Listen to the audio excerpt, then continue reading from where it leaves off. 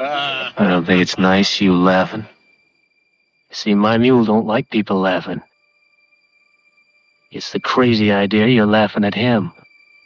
Now, if you apologize like I know you're going to, I might convince him that you really didn't mean it.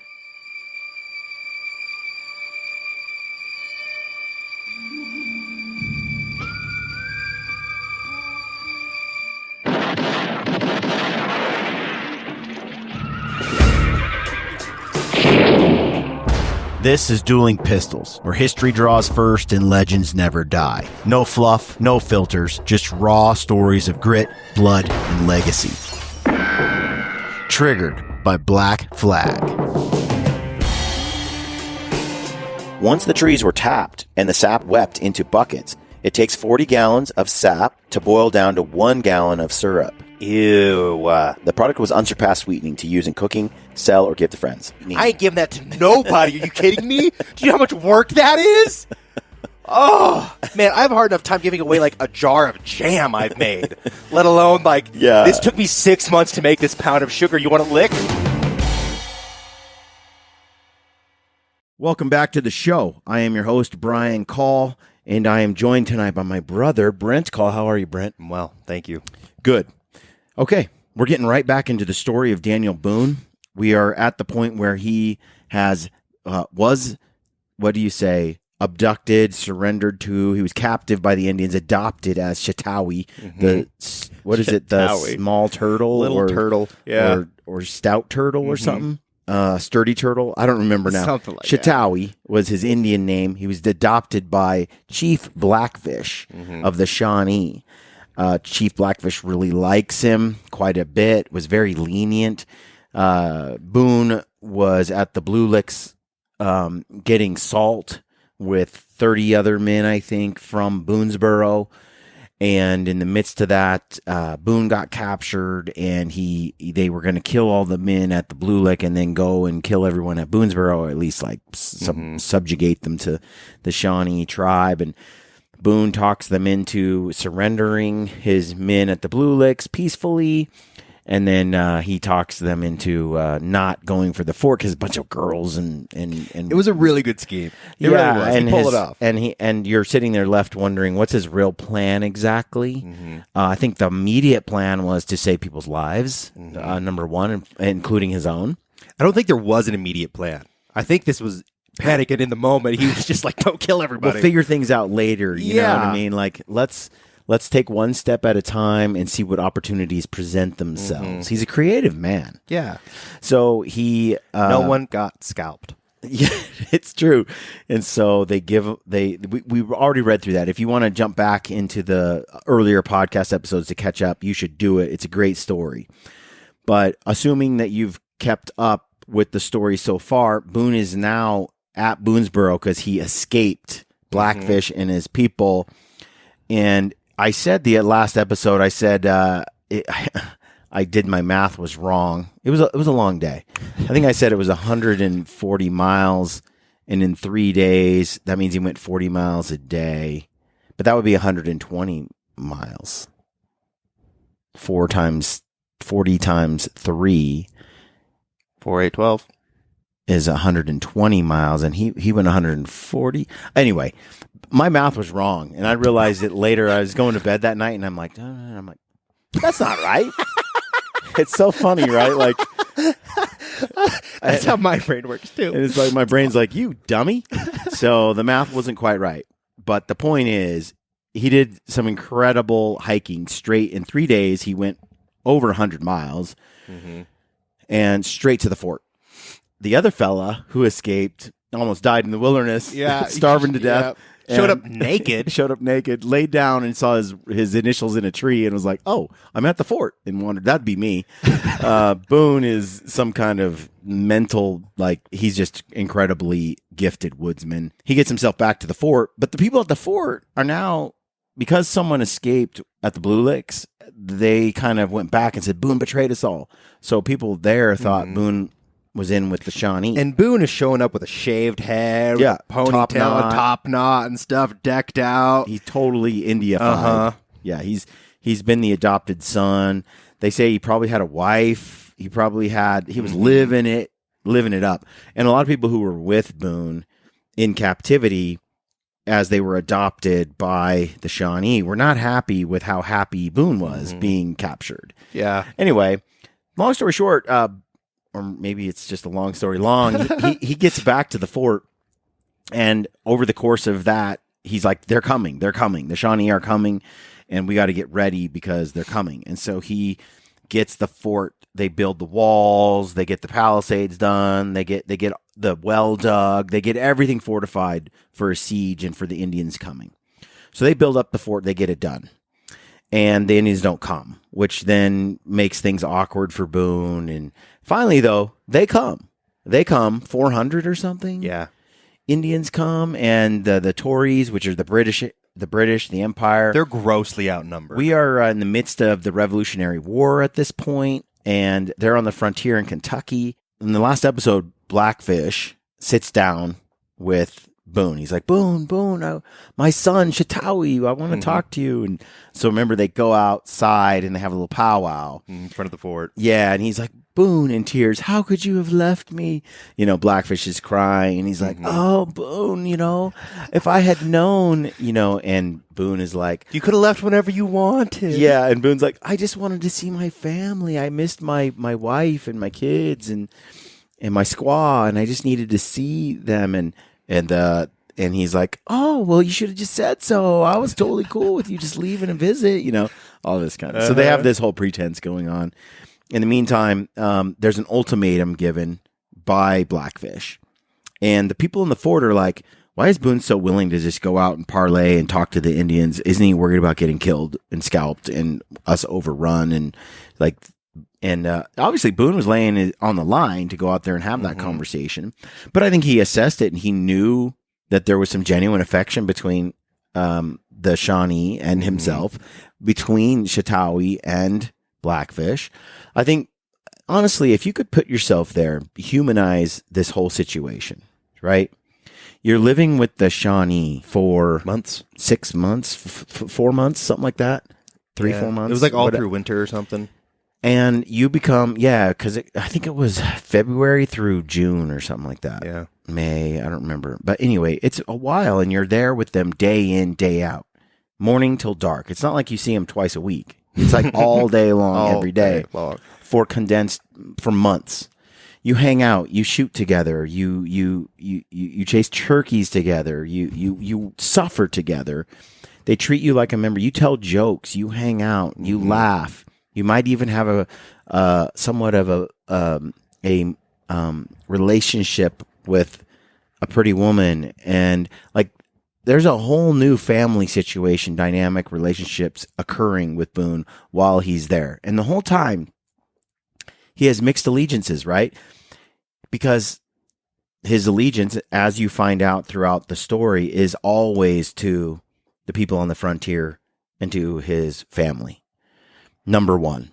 But he has genuine, I think, compassion for the British, compassion for the Indians, compassion for all human beings, really. And he avoids war at all costs. If he avoids killing as much as possible. There are plenty of times. 5 dudes took his daughter and 3 walked away. I mean, that wouldn't have worked with me. Yeah. He's very understanding, it seems, and magnanimous. And so here he is, having been with the Indians this whole time. He has got to have an affection that's not fake. There's got to be a degree of genuine appreciation for their culture, for who they are. And they have that for him too. Like, there's a genuine appreciation there. It's got to hurt, though, because you're living in a world where you're not allowed to have both associations. You're not allowed to be buddy-buddy with the British and also the Indians and also the colonialists, also the frontier people. And so he's trying to balance it all. And in some ways, he's a peacemaker, but he also has points where, if it comes down to it, he has his goals and what he's going to do for his kin and all of that. So here we are. It's a fascinating story. He just had this conversation. We'll dive into the book right here. It says, Josiah Collins later told Reverend John Dabney Shane that Blackfish gave Boone an ultimatum, which was, "Well, Boone, I have come to take your fort.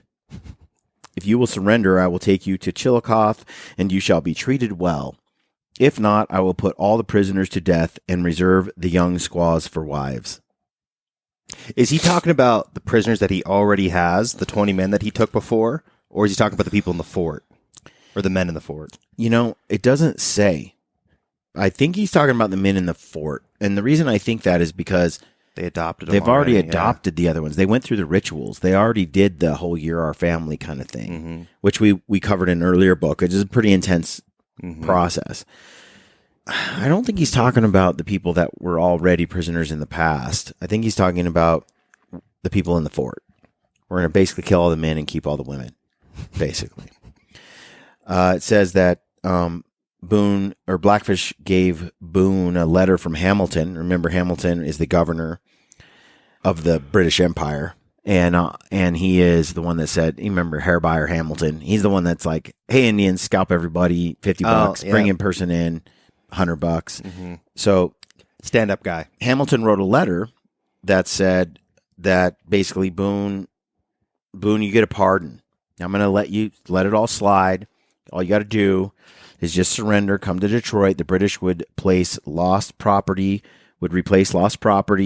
and give officers equivalent ranks in the British forces. Just switch sides, and we'll take care of all of you. However, if the Americans did not surrender, they would have to face the Shawnees, and there was no more that Hamilton could do for them. So either come to the British side or the Shawnee. I'll sick the Shawnee on you, and you're dead. Blackfish then showed Boone a wampum belt, which was the Shawnee letter to Boonesborough. 3 trails of beads connected the two ends: red for war, black for death, white for peace. How do you spell wampum? W-A-M, wham, and P-U-M. Wampum. Wampum. It says Boone had to choose which path would be taken. Boone replied that there was much he had to think about and talk about with the other officers at Boonesborough. Since he had been gone so long, others had taken his place of command, and he could only consult with them about a reply. So he's like, "Look, I'm not in a position to make this decision, but I got to consult with my people." Blackfish agreed to wait for an answer, but mentioned that his people were hungry. And so, remember, he says, "Go ahead, have a bunch of food." They gave him buffalo tongues, and to Boone as a delicacy. For their squaws. Yeah, I've never seen that before. It's a wampum belt.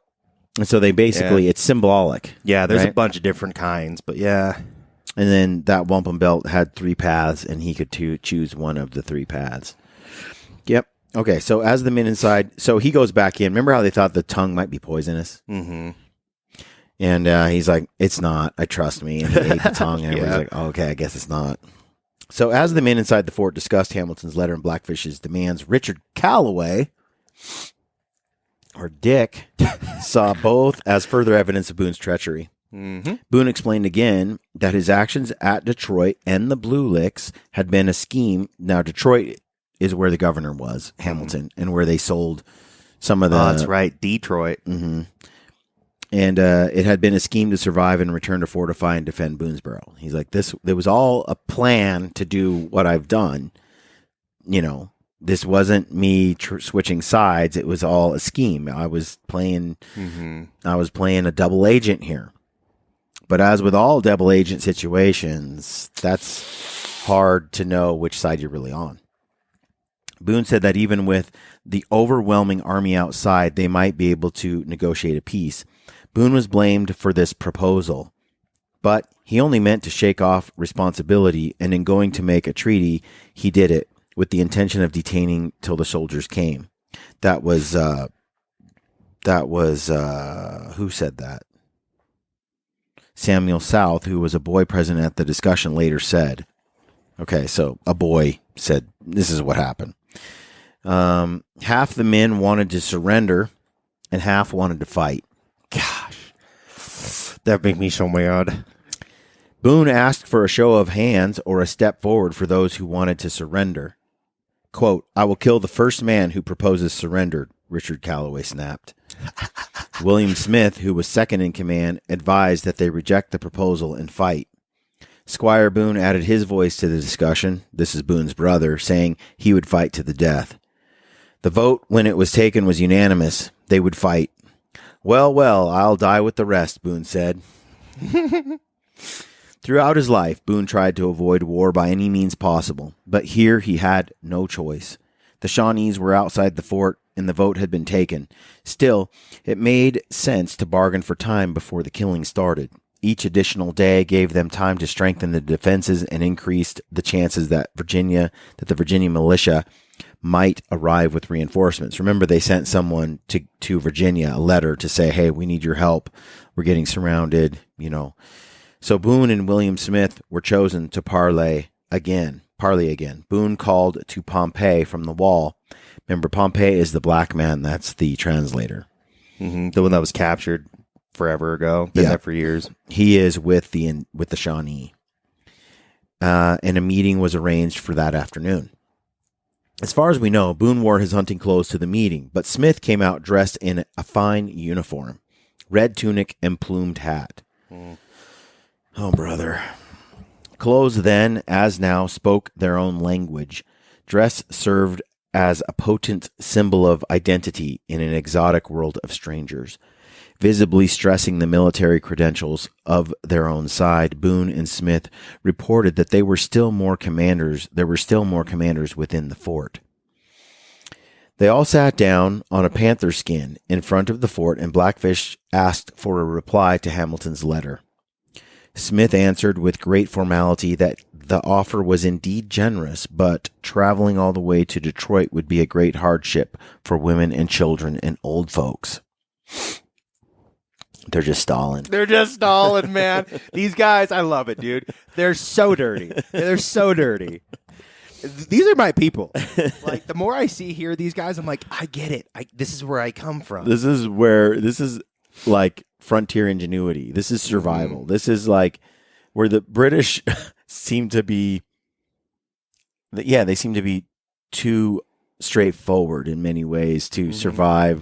And I gotta wonder, they all want to come out in the field and face each other and just not hide behind cover and just volley bullets at each other one line at a time. Well, the Indians are like, let's hide behind bushes and do guerrilla warfare. And I gotta wonder how much of the Indians rubbed off on the Americans. Tons. I mean, they were intertwined. Ton. But I mean, like, how it's affecting us today.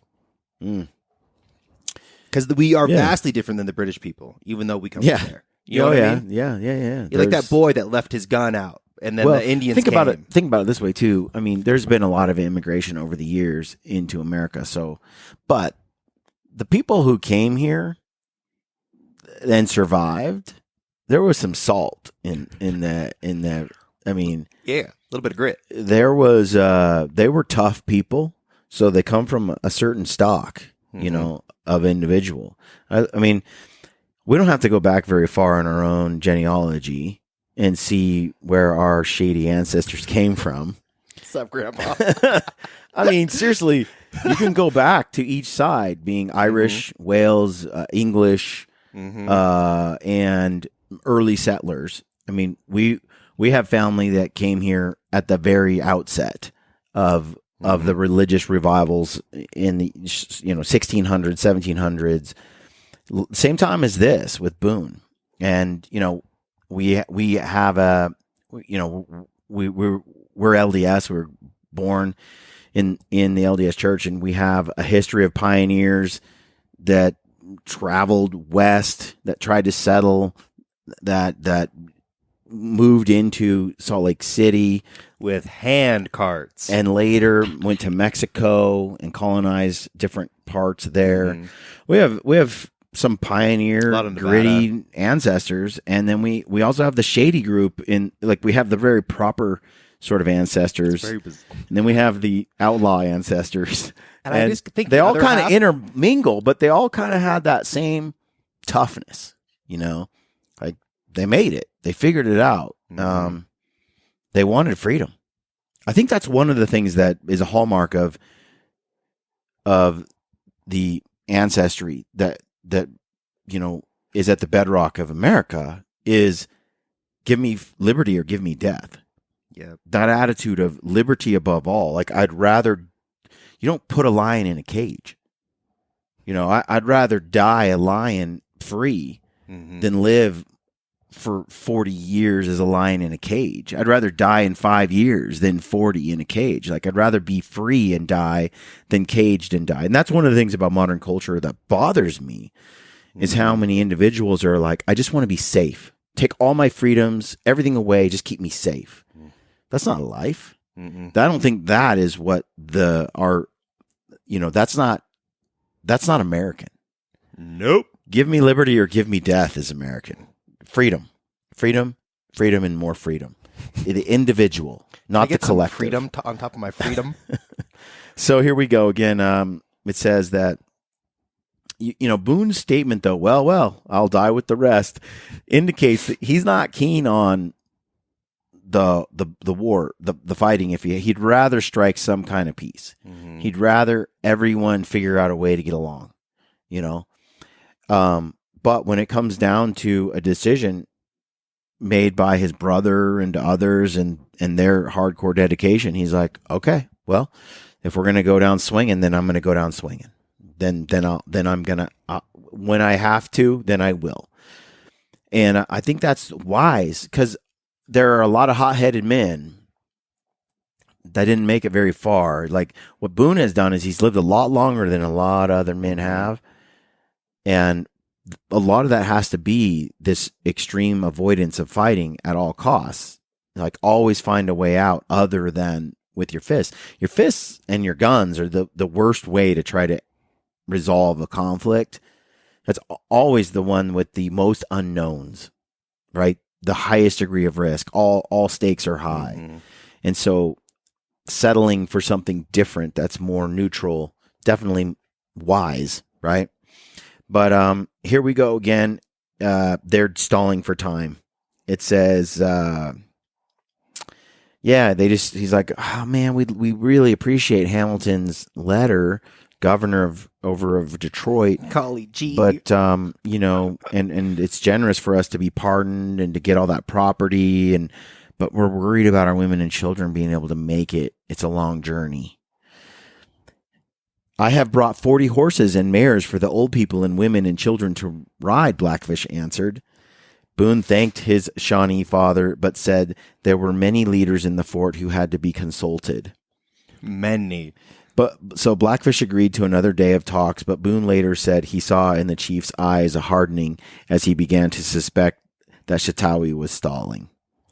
According to John Gass, he saw that the Indians were getting angry. Boone had promised months before to surrender the fort. So many delays did not bode well. However, Blackfish agreed to a list of ground rules for the duration of the negotiations. No Indians would come within 30 yards of the fort, and the settlers would not carry arms outside the fort. 30 yards is not very far. The Indians would help. I can throw a rock 30 yards, bro. That's way too close. Yeah, you're right. The Indians could help themselves to the cattle and crops they needed, while women would be free to go to the spring for water. But it was clear to Boone that this was the last delay that they could arrange.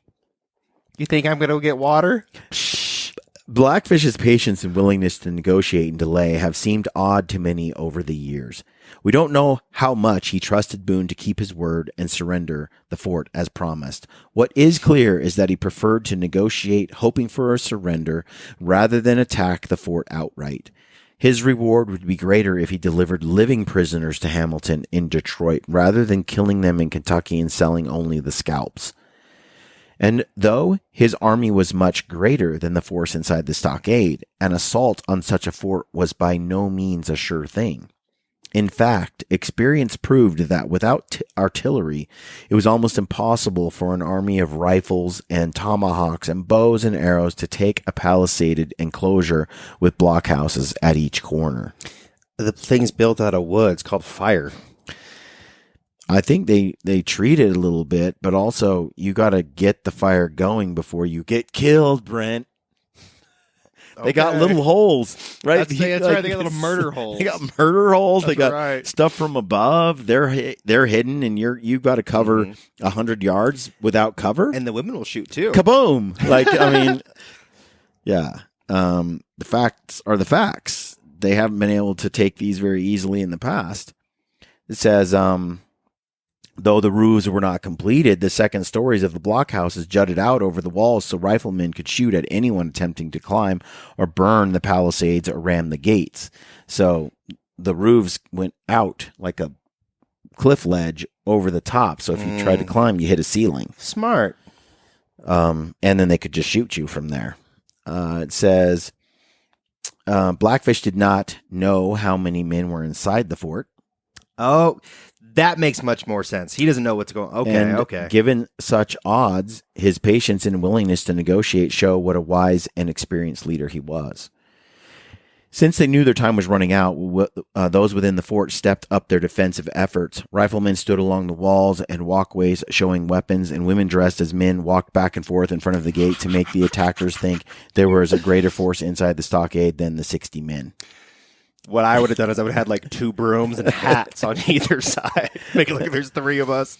Those inside put dressed up dummies at strategic places to look like additional defenders. Bro, this is the Swiss Family Robinson all over. I love this. Luckily, Hamilton had been misinformed about the number of militia who had arrived in Kentucky that summer and had passed along his exaggerated figure to the Shawnees. There was a well in the fort, but it gave little water. Men had begun digging another well in the enclosure, and women took everything that they could hold water in to the spring and filled it. So they were just getting water in the spring as much as possible. Indians watching called out to them, "Fine squaws, fine squaws." Little cat calling. Oh, brother! This is it's the been weirdest hundreds war. of years, and it's still the same. like it happens. About noon on Tuesday, Pompey approached the gate and shouted that Blackfish and the Shawnees wanted to look at the women in the Boone's family. They had heard that Jemima was a great beauty. Boone replied that since her kidnapping, Jemima and the other women were very much afraid of Indians. Pompey answered that they would only need to come to the gate where the warriors could see them. Hoping it would buy more time, Boone persuaded Jemima and several of the other women to step outside the fort. From the distance where Blackfish and the other chiefs stood, Pompey yelled for them to let down their hair. They took out the combs, Jemima's granddaughter later said, and let their hair flow over their shoulders. The Indians appeared to enjoy the sight and then moved away. How friendly. How bizarre. Weird. Hey, can we see your hot babes? Put down your hair. Those inside the fort. That's creepy, bro. That's creepy. I didn't like that story. Well, that's why. Those inside the fort seem to have understood the request to see the women as a gesture on the part of Blackfish to show his appreciation and common humanity. The only resentment came from some of the men who were angry that Pompey was present. The huge black man had already irritated them with his strutting manner. As the translator, he knew he was essential, indispensable. It appeared he tried to infuriate them with his assurance and independence. They threatened to shoot him when he came within range again. Late in the day, Pompey called out to the fort that it was time for an answer. Blackfish and Malunta and the Shawnees had waited long enough. Boone and Smith and several others filed out to meet the Indians. Boone told his Shawnee father that the people inside the fort had decided to fight as long as one of them was still alive. Blackfish appeared to be shocked, speechless, and then he told Boone that his answer put the Shawnees in an awkward position. Hamilton had told him to avoid a massacre. All wanted a peaceful resolution to this standoff. Blackfish suggested that they talk further, bringing chiefs from all the Shawnee towns to the meeting. Boone was surprised by the proposal and later told Filson the added day of negotiations sounded grateful in our ears. All along, Boone had been hoping for some negotiated settlement, as had Blackfish. The two men understood each other and had a great deal in common. Boone agreed that several leaders from the fort would meet with the Council of Shawnee Chiefs the next day. The battle had been forestalled one more time. Dang, man, what a tease. I need this siege, bro. Need a good siege in my life. All right. So it says on Wednesday, September 9th. So this is the fall. It's getting there. End of summer, August, September, starting to turn. The women of Boonesborough prepared a large meal of venison and buffalo tongue, fresh corn and beans and squash and other vegetables, bread and milk. Tables were carried out to the meadow in front of the fort, and the Shawnees were invited to the feast. The settlers hoped that with a lavish show of frontier hospitality, they could demonstrate the confidence and affluence of the fort. If need be, they were prepared for a long siege. So they're trying to show off, hey, we got this. If you want to really come at us, look, we're stocked. We have so much food, we can, like, do this. We're having a party. After the feast was eaten, the Shawnee chiefs and the chosen leaders from the fort met at a spot chosen by Blackfish 60 yards from the fort near the Great Elm, the Divine Elm, where the first Kentucky convention had met 3 years before. Remember, Richard Henderson and the townies and everybody had gotten around the Divine Elm. Its shade stretched out for, 100 yards or something crazy like that? Can you predict, Brent, what's happening here? No, I have no idea. So they're heading over to the tree to talk? The site was near the rim of the bank of the small stream that ran through Sycamore Hollow. During the previous night, Blackfish had hidden several of his best riflemen in the brush nearby. No. 9 of the leading men of Boonesborough were included in the delegation. Boone had instructed the riflemen in the fort to cover them from the loopholes. At the first sign of trouble, they were to fire into the group without fearing of hitting the settlers, as they would be more likely 2 to 1 to hit an Indian than a white man. That's they don't play great odds out there, man. Those are terrible. It's 50-50, right? I mean, it's actually 100 to, I mean, they're saying 2 to 1. It's not great. It's not. You're not going to convince me that those are great odds. That's hilarious. Desperate times, man. And don't hold back. Like, if things go south, just shoot. Just shoot me. Try not to hit me, but hey, if you do, whatever. Daniel Bryan described to Draper the seating arrangement. They all met at the appointed place and seated in the following manner. 1 white man and 2 Indians, 1 white man and 2 Indians. On the back seat, 1 Indian behind every white man. So they're just... They're surrounded. There's like a white man, 2 Indians, a white man, and plus an Indian behind each white man. These Indians really like to encapsulate people. They're talking about how they were sleeping. That doesn't sound suspicious at all, does it? Yeah, a little. Here, have a seat. And every white man is isolated, basically surrounded by 3 Indians. 3 Indians, 1 on each side and 1 behind. That's 3 Indians per white guy. I mean, it sounded like better odds now. I mean, like, you have like a full surrounding of bodies. I mean, take a shot. Those odds are a little better. Bryan said that each Indian who stood behind a white man carried a concealed tomahawk to prevent the whites from escaping. So these people just walked out, are now prisoners. 1 chief present was named Blackhoof, another Black Bird. The Indians' faces were painted red and black for war. After a round of formal introductions, Boone pointed out that many of the Shawnees were not chiefs but young warriors. In the discussion. Oh, really? Blackfish sent some away, but Indians still outnumbered whites 2 to 1. So these numbers, man, they're not winning. Blackfish said that there were Indians in the army from 24 different towns and that there must be 1 Indian from every town.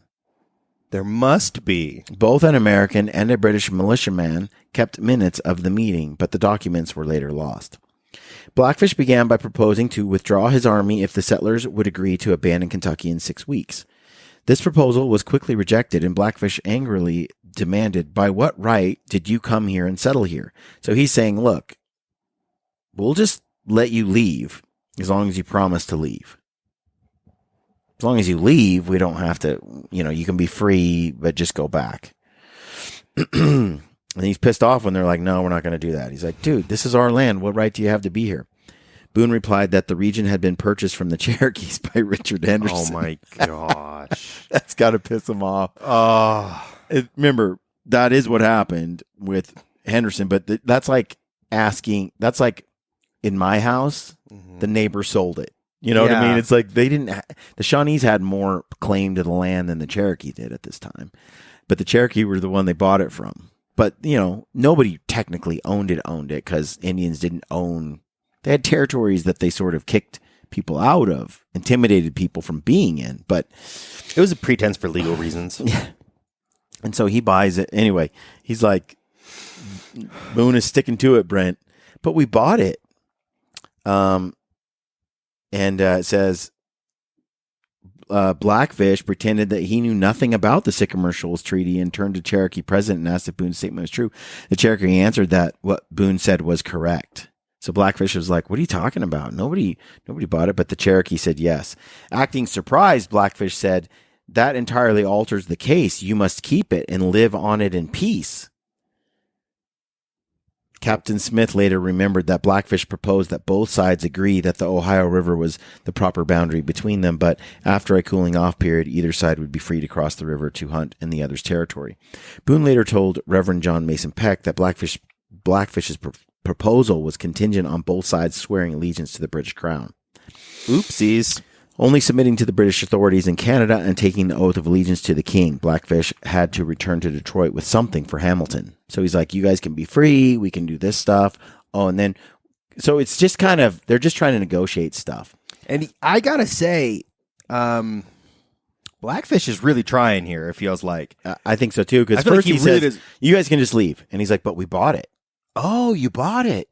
Well, then you got to stay. But if you stay, you have to stay on this side of the river, and you got to submit to the king, the British Empire. That's very generous on the Shawnees' part, saying, look, we just don't want this fight. We just don't. They don't. But they have to give something to Hamilton because they're in allegiance there. If they can get them to switch sides but not necessarily go back to Detroit. And look, do I think for a minute that Blackfish isn't doing the same thing that Boone did for the past 4 or 5 months? He's just like, let's pretend that we're not going to have a fight so that later we can sneak into the fort and really take it over properly. You know what I mean? Yeah. Like they're all trying to do this dance thing in some way. So anyway, it says that Boone and the other men from the fort appeared to agree to the proposal. At the very least, it gave them 6 weeks to strengthen the defenses and hope for the arrival of the militia from Virginia. They're all lying to each other. It is interesting that in this instance, Richard Callaway and the others seemed willing to play the same stratagem Boone had played at Chillicothe and Detroit to pretend to be willing to submit to the crown. So the one thing Callaway is busting Boone's chops for, he's doing right now. Yeah, we'll go along and we'll submit to the crown and sure. And then we'll leave in 6 weeks, or in 3 weeks, we'll do the thing. They're just trying to buy 6 more weeks. It was 6 weeks, actually. It must have been necessary at the moment to prevent bloodshed. Who knew what would happen in the future if Blackfish withdrew his warriors across the Ohio? It's like, just buy some time. Everybody's just trying to buy time. The Indians might never be able to assemble such a force again, since there's such disparate movements and allegiances. And quote, that Boone and his friends should have signed a treaty in which the main condition was subject to the King of Great Britain appears at first view a little more questionable, John Mason Peck commented. It is almost certain neither side had any intention of observing the terms of the treaty. I'm surprised. Blackfish then said he must explain to his warriors the intricate details of the agreement. He stood up and turned toward the Indians assembled at a distance.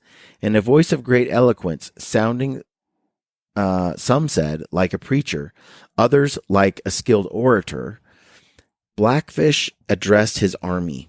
Boone was only able to follow a few sentences of the speech, but they sounded consistent with what the chief had proposed. When he finished his address, Blackfish turned to the whites and said, "Brothers, we have made a long and lasting treaty, and now we will shake hands." Even though there were 2 Indians for each white, he told Boone and the others not to be alarmed. When they were very loving, they took as near the heart as they could. Huh?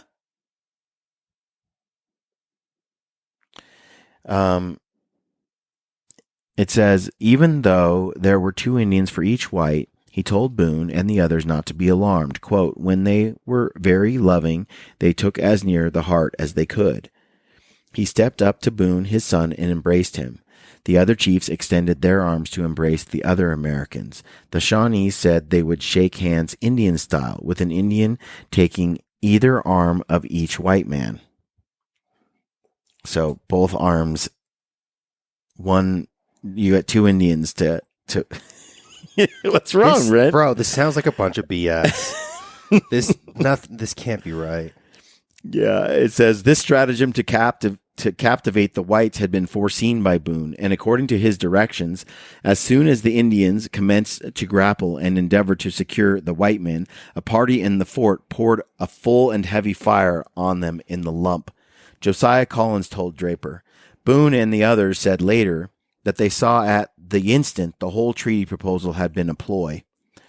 But treachery took place, Nathan said, and a scuffle ensued. My father threw Blackfish flat on the ground. The plan seemed to be to grab the men from the fort and wrestle or drag them over to the nearby bank out of rifle range of the fort and hold them as hostages.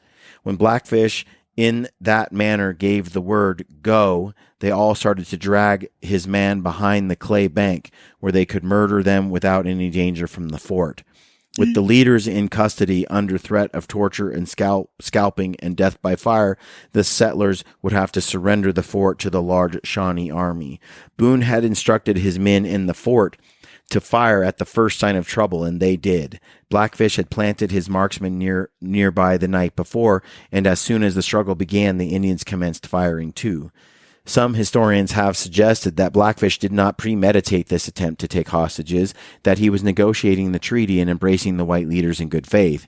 The argument is that had he planned to attack, he could have attacked earlier. It is more likely that his patience had simply worn out. Before he had hoped Boone would surrender the fort without a fight, but by the 3rd day, he knew the settlers would not surrender and that hostage-taking was his only real chance for a forced surrender. He knew the odds were long against him taking the fort by siege without artillery, and he could not let his warriors return home empty-handed, nor tell the British at Detroit that he had simply failed. Taking Boone and the others hostage seemed the only way to fulfill his complex obligations. Ugh. Richard Calloway was the first to throw off the Indians and embracing him. As firing erupted from the fort and then from Indian rifles in the brush, the chief struggled with Boone and was thrown to the ground. A warrior nearby swung his pipe tomahawk and slashed Boone's back. All the Americans were powerful men, and in the rage of the moment they overcame the warriors. Even so, it seemed a miracle that they freed themselves, since the whites were outnumbered 2-1. John Mason Peck was as curious about the event as the historians following him would be.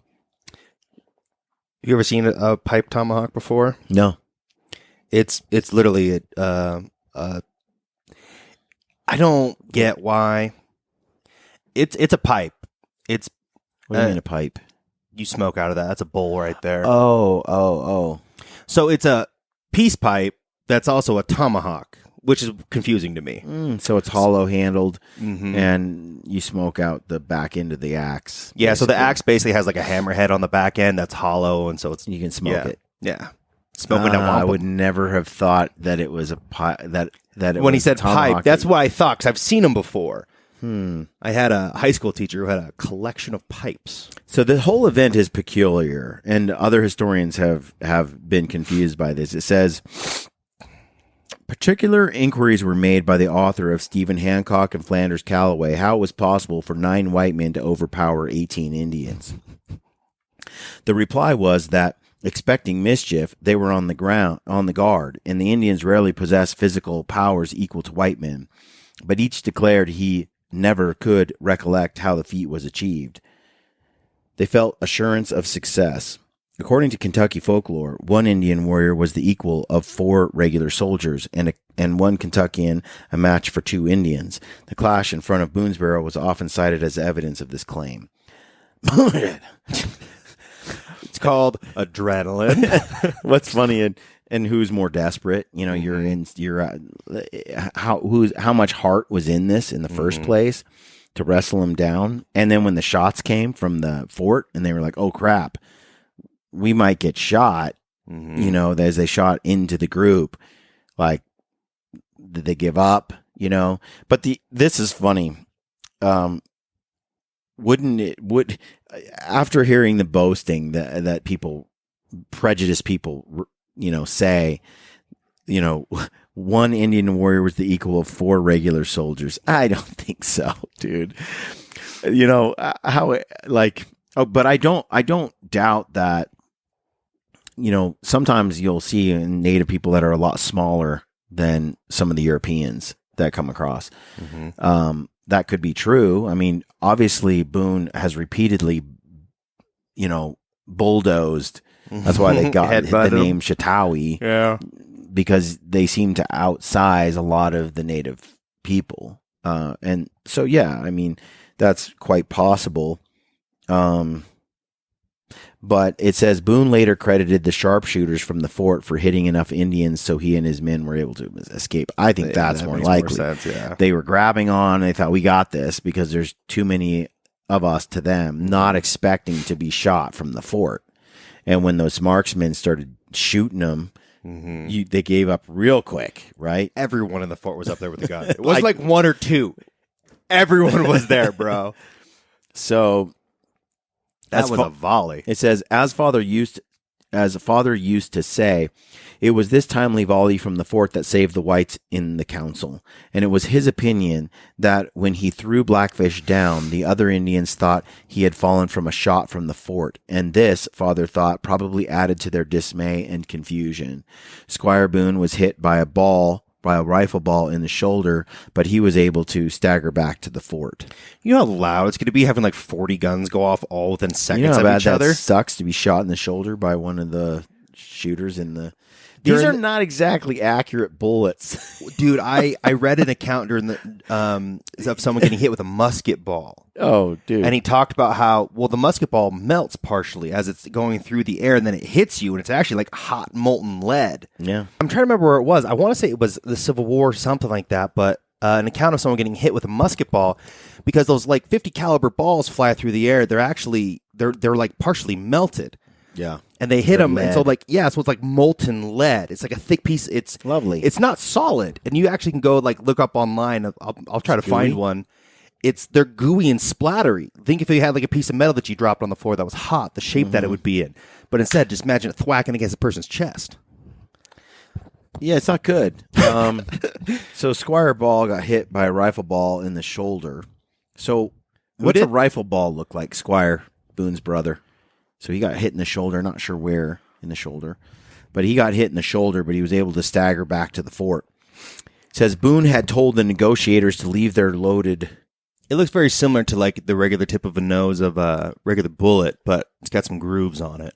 From that period? 1770? Actually, no. That's... This is a mini ball. That wasn't invented until the 1800s. Yeah, what's a rifle? A 1770 rifle ball, 1775...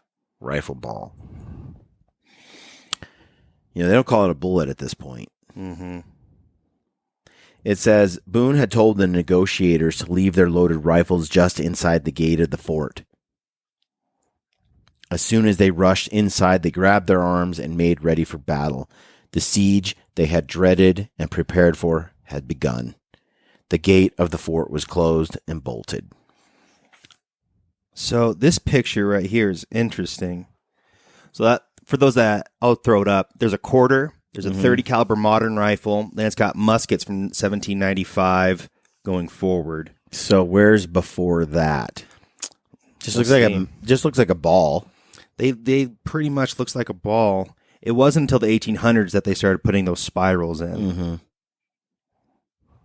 Yeah, it's wild. So, that's your story of how the siege. I mean, what do you think about the Indians gathering around trying to wrestle them? I think I don't know what happened there because you don't really know. You don't have a definitive record. Yeah. You know, was he really trying to negotiate a peace? Was this all It's one big he had charade. like they all had planned contingencies. What's surprising though is as soon as it started to go south, or they felt like they were getting mugged, boom, they shot into the group and then ran off back to the fort. And the only person that got hit was Squire in the shoulder by one of his own. As far as they know, I mean, the Indians were also marksmen. He had stashed those in the trees. But anyway, they got back to the fort, and now I think it's funny how here's what I think. People who are trying to say that Blackfish wasn't setting a trap, I don't think that's accurate, because if he wasn't trying to set a trap, why did he try to put 3 Indians per person with the tomahawk, with a tomahawk behind? And why did he why was it all warriors instead of chiefs? And when he got called out, he's like, "Oh, okay, sorry," and he got rid of some of those warriors, and he still kept 2 Indians per white guy. You know what I mean? Like their ceremonial peace pipe to his household will have to be double as a tomahawk, right? Like you're sitting here and they're trying to hide it all, right? Yeah. And it's like that's all going down, and that just tells me that they were as dirty as Boone was with the people at the fort. And as soon as it looked like they were going to get snagged, like also you're supposed to shake hands, give out 2 hands at the same time to 2 different Indians. Like, dude, come on. Yeah. It's not even a good lie. It's not even a good one. No. It's like, what's sad is that Indian they did way it, of though. shaking hands. Thanks, guys. But they were trying, and it wasn't a bad plan, actually. But I think that what happened, honestly, was I don't doubt that the men at the fort were pretty stout fellas, but also their heart was in it more, and more to lose. And the people in the fort were shooting the hell out of them at 60 yards. And the women can shoot, too. The women are just as good shooters as some of the men. So anyway, they escaped to the fort. The next section gets wild and nutty. Okay, this wasn't. It gets wild, and there's things you're not gonna predict.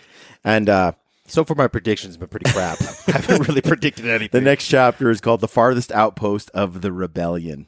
This sounds like something from Star Wars. But that's how it goes down. We're going to get into that.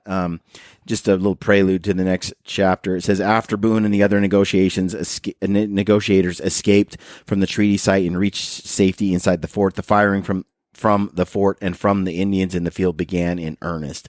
Young Ambrose Coffey lay exposed on the southeast blockade, watching the events unfold. Suddenly, bullets began peppering around him, and when he dropped under cover and examined his clothes, he found many bullet holes, though his body was untouched. No less than 14 bullet holes were made in his clothes when he tumbled down into the bastion unhurt. Okay, Neo. Sure. All right. Hey. Hey, dude, there can be a little bit of... Sure. 14?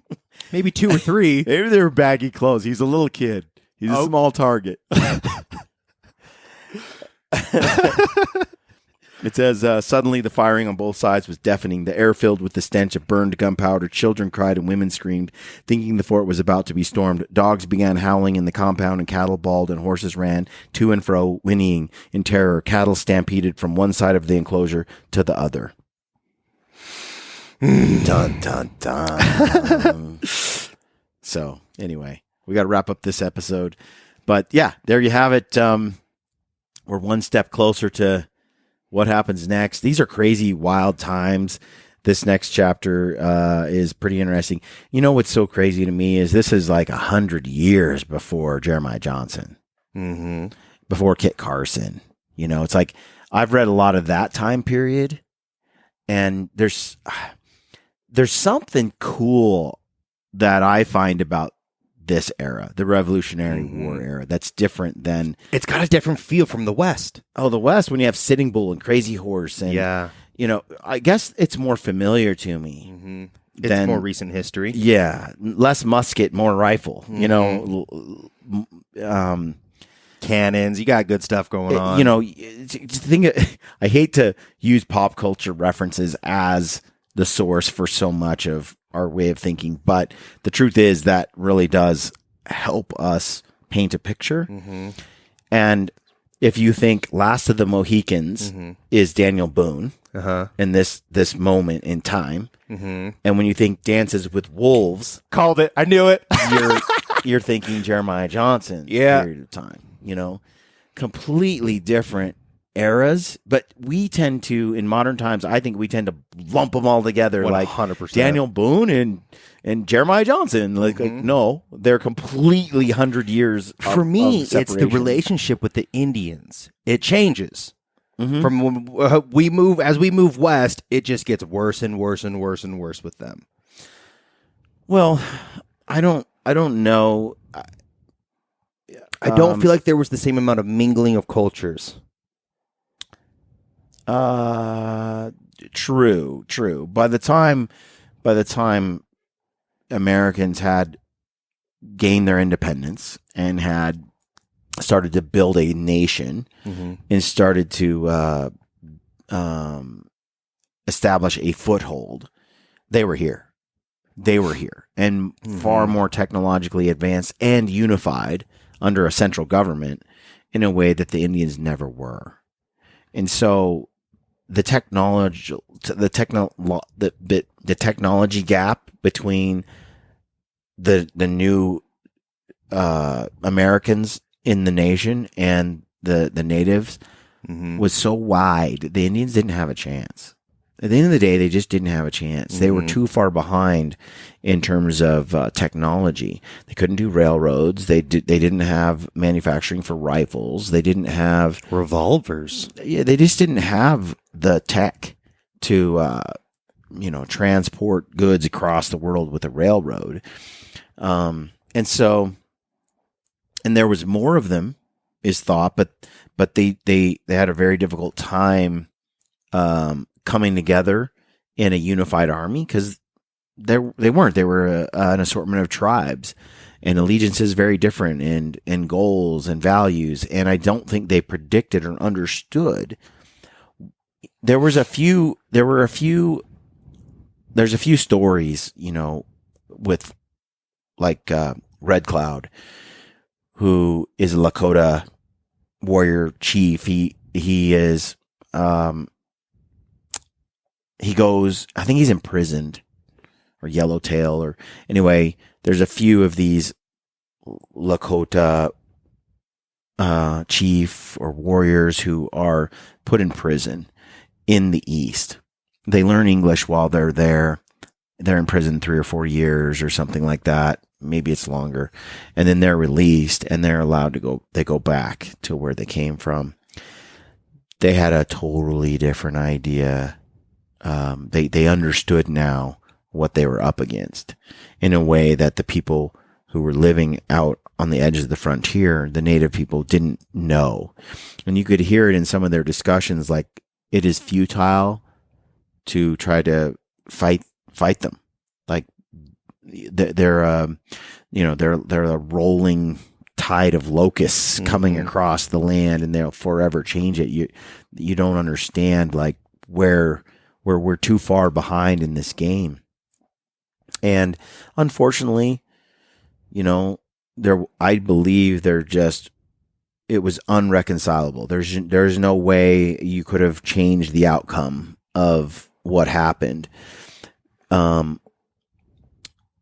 Because like it said in our earlier discussion of this book, Native people and Europeans had a completely different mindset of how, totally different worldview. They didn't understand. They thought the Indians were lazy. And didn't want to work. And the Indians looked at them and said, "Why do you work so hard day in and day out to plant crops and to have houses and horses and all this stuff when you can just nature just provides? Just chill a little bit, have some adventure, be a warrior." A more primitive lifestyle that they valued. They weren't lazy. They didn't value the same things. And Europeans mistook the native people's values for laziness and things like that, and then I think the Indians didn't understand where the Europeans were coming from and why they valued property ownership and peace. Like, one thing that the native cultures didn't have was peace. They warred all the time. You never knew when you might get killed by another warring tribe. That kept you alert, kept you alive, you never knew what tomorrow might bring. You much more wild existence. Remember Jeremiah Johnson in Crow Killer, he says, it says that, if the Indians are gone, I don't want to be here anymore, because how boring it would be to just go trap and hunt without the danger of getting stabbed in the back by an Indian, like that made life exciting. And I think that was kind of the warrior culture among Indians is something that they didn't want to erase. They didn't really want it to go away. They actually, you proved you were a man by getting into some battles and some scrapes and stealing some horses and so on. Like they had an honor code in battle, so to speak. Like they wanted, but still, it's like when the Crow, the legend is that they send 20 warriors to kill Jeremiah Johnson. They do it one man at a time, one-on-one, face-to-face or whatnot. They didn't send 20 men at once to ambush him. They didn't send the whole tribe. Like, there was a warrior culture that was valued, and that was valued across all the native people, generally speaking. And so you ended up with Europeans, there was an idea like, we should never be killing each other. That's nonsense.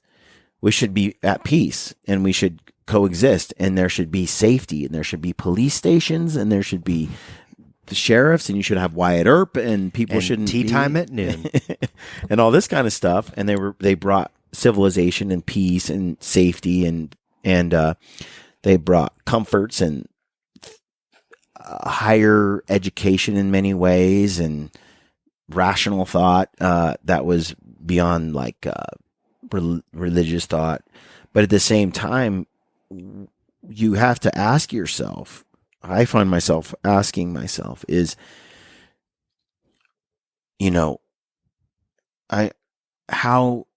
which way of living is better? Like, I love, Stephen Ranella wrote this chapter in Meat Eater. We should read that book on this show sometime down the road. I read it years ago when I was on a trip in Prince of Wales Island in Alaska. I was in Southeast Alaska, and I was there for 2 weeks. I drove my truck there, drove it, parked it on a ferry, floated it there, got to the island.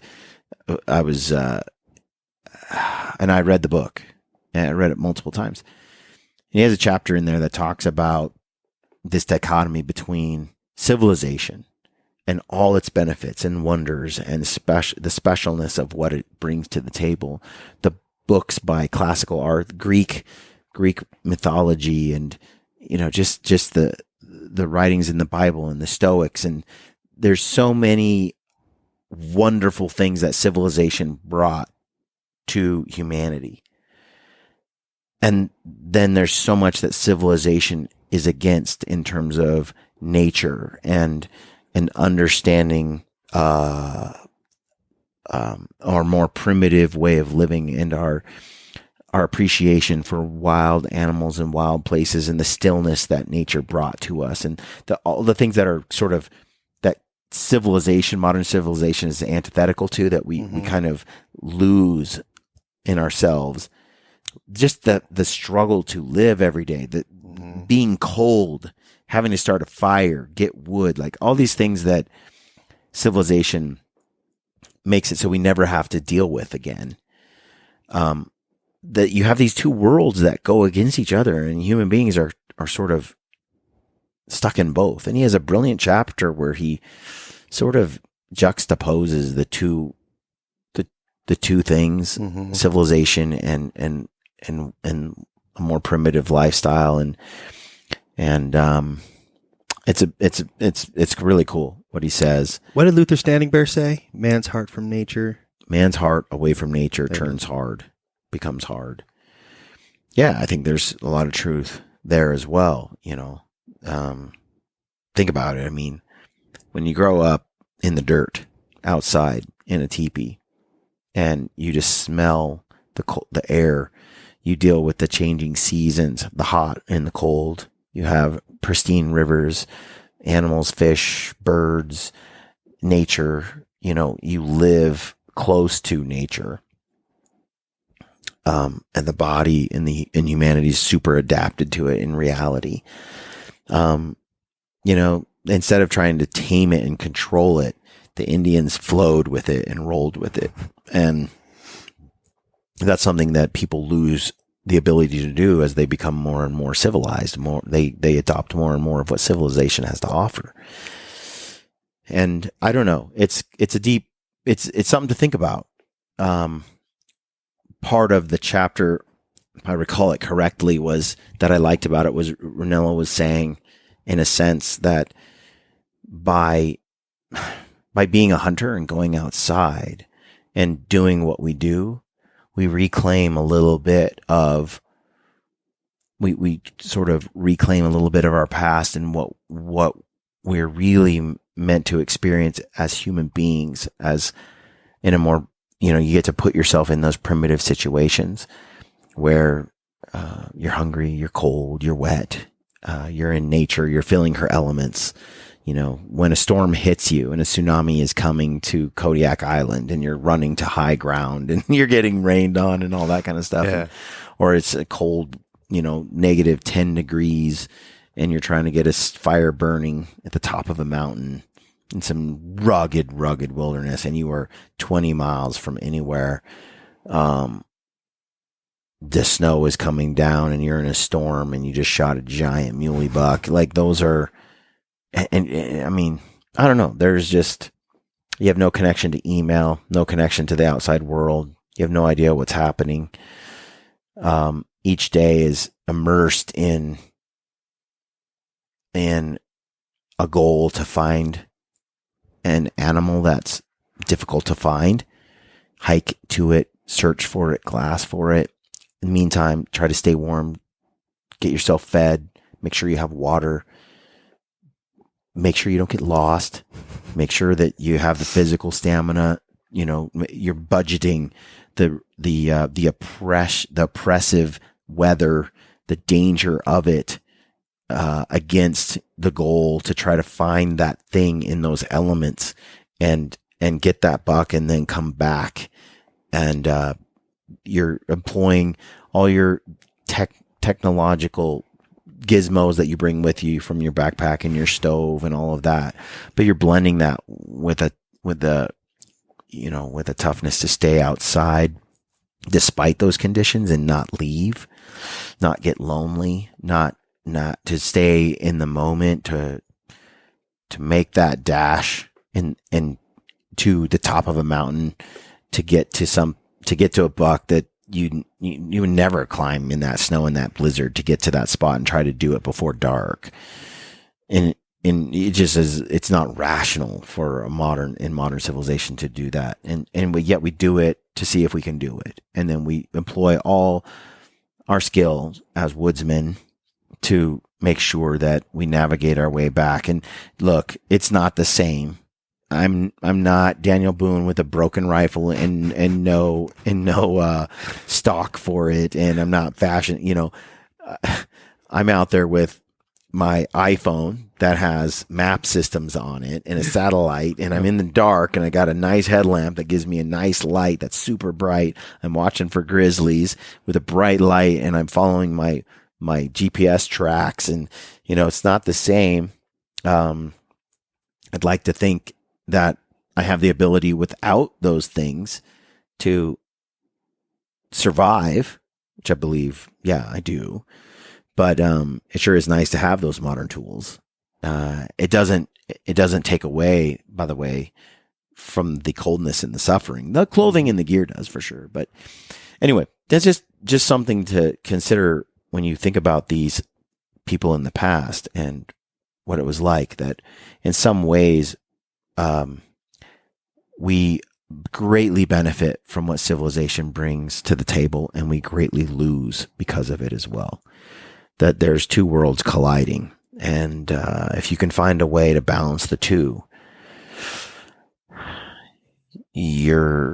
I think you're doing it right. You're the closest you can get to, living a good life. I heard Joe Rogan not too long ago talk about a hunt and going on it, and he was describing when he came home and he sat down. He's like, I'm in a temperature controlled room after he was freezing to death for days, fingers ice cold.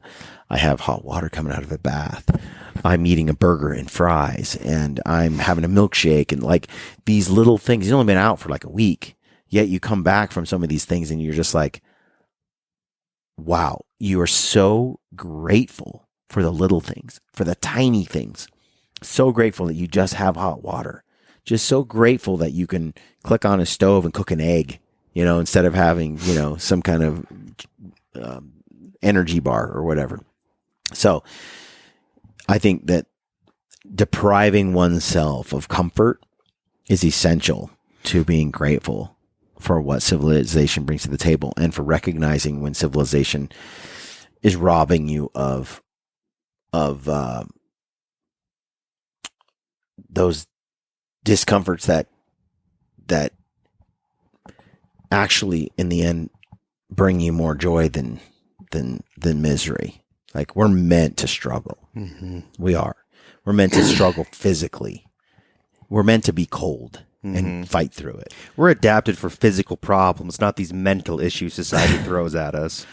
Both. I mean, there's a lot of stress I think Boone is under in these circumstances, but talk about a different time frame though, right? Like what he's dealing with, not really our issues, today. No, not so much. No. Anyway, it's been a great book so far. I hope everybody is enjoying the series. Kind of went off there for a little bit, but yeah, we're going to jump back into this on the next episode. We'll dive right into, you don't want to miss it. It's really cool. The next parts of this story really are they're just the coolest, man. So later on, when we get through this period, and Boone beats the odds over and over. He dies at 86 or something. Mm-hmm. In long time after this. So he there's a lot to Boone's life after this period, but we're still in that crazy Boone period where you're like, no way this is real. And it is. It happened. So tune into the next one. We thank you for tuning in. Make sure that if you can, support the author, Robert Morgan. The book is called Boone, a Biography. Get it on Audible, download it, get the audio version if you don't want to buy the paperback. But I love having both. I listen to books and I'll go through and I'll mark up books. And if I have a paperback book, man, I do like to have both actually. But yeah, we couldn't bring you this podcast if we didn't have the brilliant work of Robert Morgan here, putting it all together. So we are getting there. We're getting there, Brent. We're getting there. We're getting through this story. So thanks for tuning in, folks, and we'll catch you on the next one. Hello, friends. I hope you're enjoying our new Dueling Pistols podcast. Remember, it's only here temporarily on the Gritty channel. Short time. If you want to subscribe to the main show, head on over to our YouTube channel, Dueling Pistols, and subscribe over there. And anywhere that you get your podcast, you can subscribe there. Thanks for supporting us. Yeah. We're on all platforms. Yeah, we're out there. Find it over there. And tell a friend. Yeah. Tell a friend about our new show. Tell all your friends. Help us grow it bigger. We're just going to turn this to an ASMR. All right. Thanks, guys. Catch you on the next episode.